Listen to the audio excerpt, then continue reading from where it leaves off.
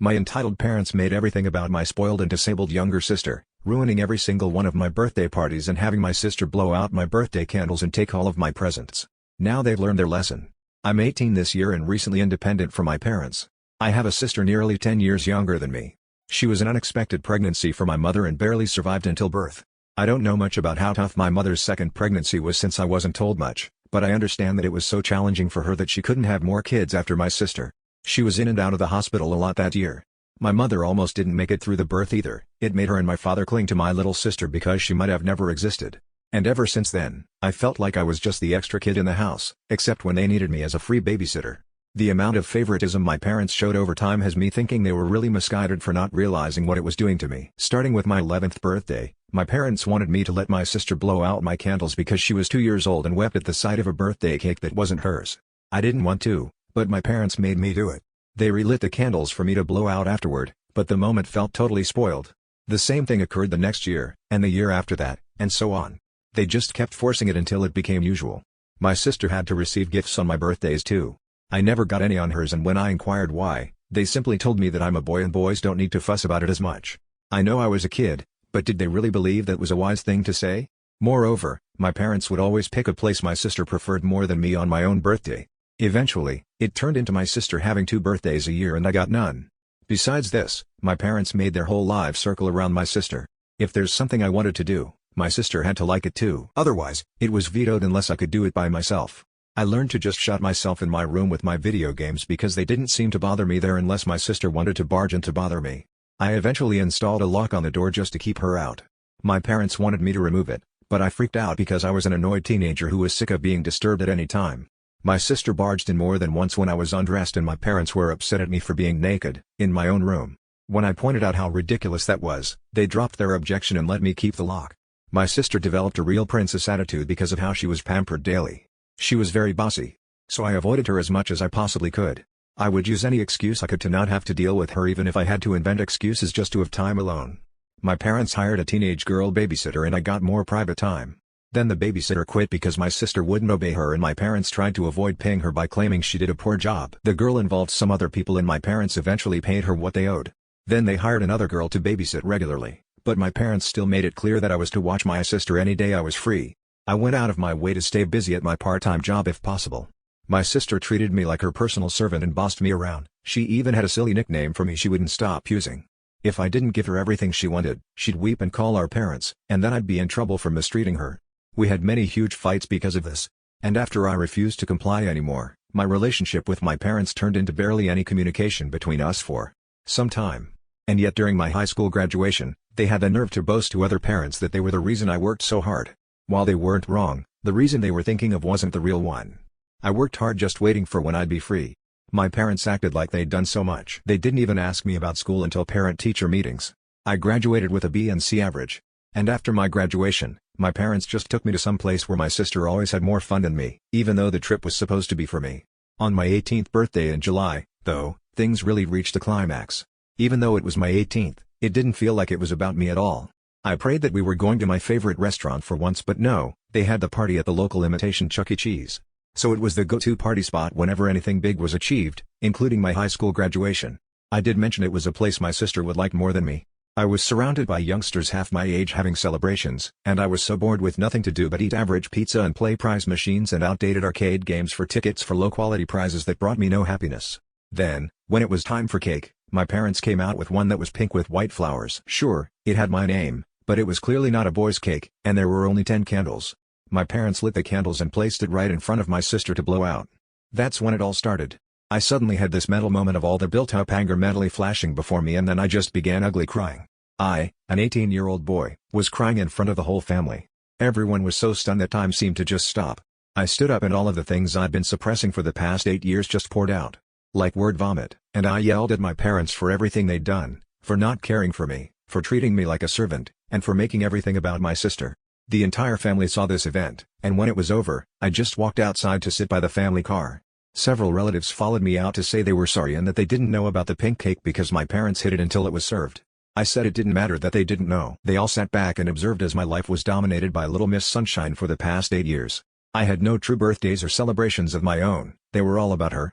And then on the biggest birthday of my life, they all expected me to just grin and bear it while they handed my sister a cake that was entirely meant for her when it wasn't even her birthday.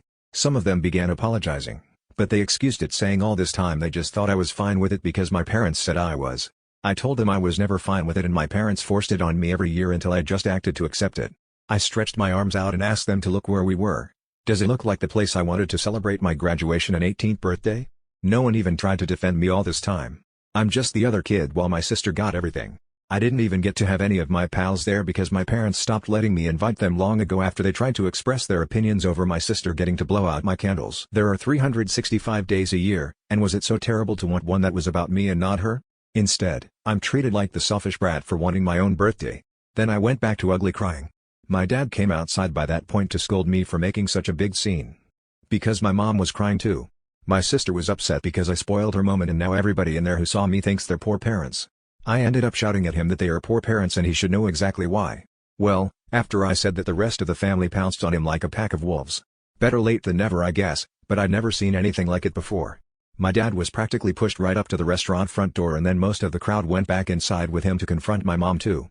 My grandparents stayed with me and apologized for having their eyes shut so tight for so long. I don't know what was said to my parents in the restaurant, but it was about a half hour before they came back out. And when they did, they looked incredibly beaten. My mom was still sniffling after crying so much, and neither of my parents could look me in the eyes. They both awkwardly said sorry for what they did and then offered to redo the party elsewhere. But that wasn't really enough for the crowd. One of my uncles said ahem rather loudly, and my parents said they'd never make me let my sister blow out my candles again or give her gifts on my birthday or make any part of it about her. There was another ahem.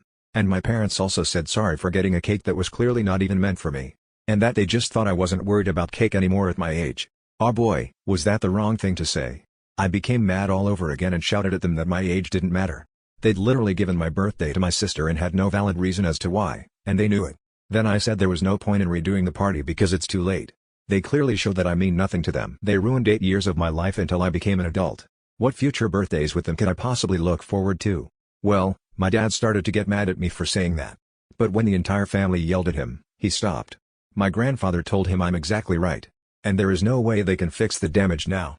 He said my parents were terrible people who played favorites and treated me like an outsider ever since my sister was born. And what's more, they were all terrible themselves because they just let it happen too. And I'm owed far more than an apology. I was owed my life back. My mom broke down again and tried to come closer to me while crying my name and saying sorry. But I refused to let her near me. And half the family blocked her from getting close. I just said I couldn't take this anymore and began to walk away. One of my aunts caught up with me and brought me back.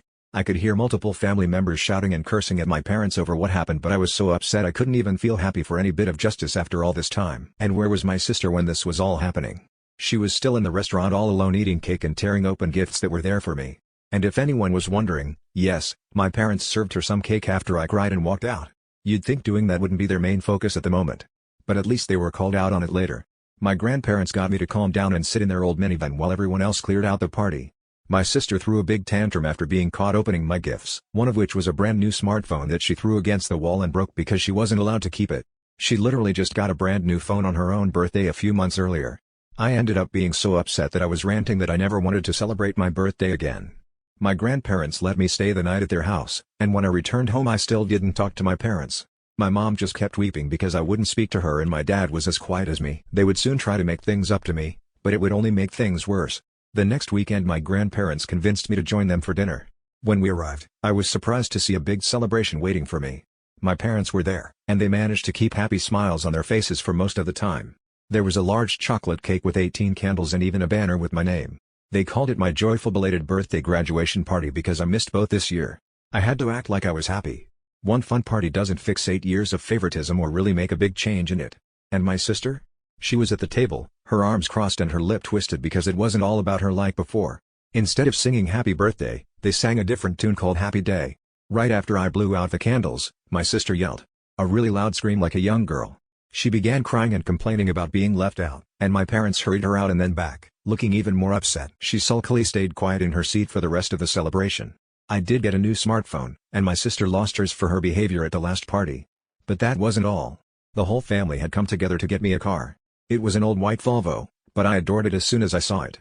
My grandfather, who knows about cars, had fixed it up himself. I was overjoyed, but my sister wasn't, as she let out another scream. She threw a huge fit, demanding a car too.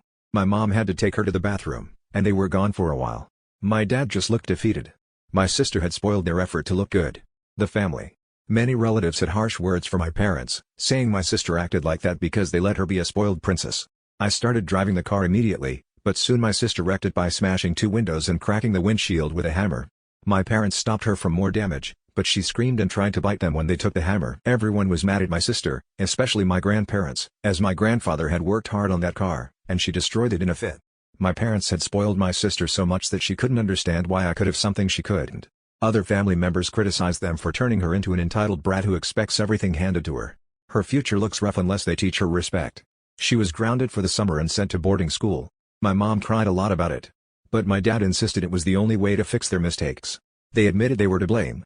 It was hard for them not to since nobody supported them. My sister hates boarding school. She dislikes the clothes, the rules, and lies a lot. But she can't escape the cameras. Our parents tried visiting, but she yelled at them for sending her there. She might stay there until she's 18. My parents paid to repair my car. An auto glass company fixed the windows and windshield, and it's as good as new. In August, my grandfather told me about a job 40 miles away. I decided to move out and have been living independently since September. I hardly talk to my parents. When we do, it feels awkward. My grandfather thinks they can't face their parental failures and want me to forgive them to feel better, but I won't forgive them soon. I'm happy now, away from them. They've lost both me and my sister. My parents now work more because boarding school is expensive, as were my party and car repairs. They're left with an empty house, upset relatives, and only their jobs.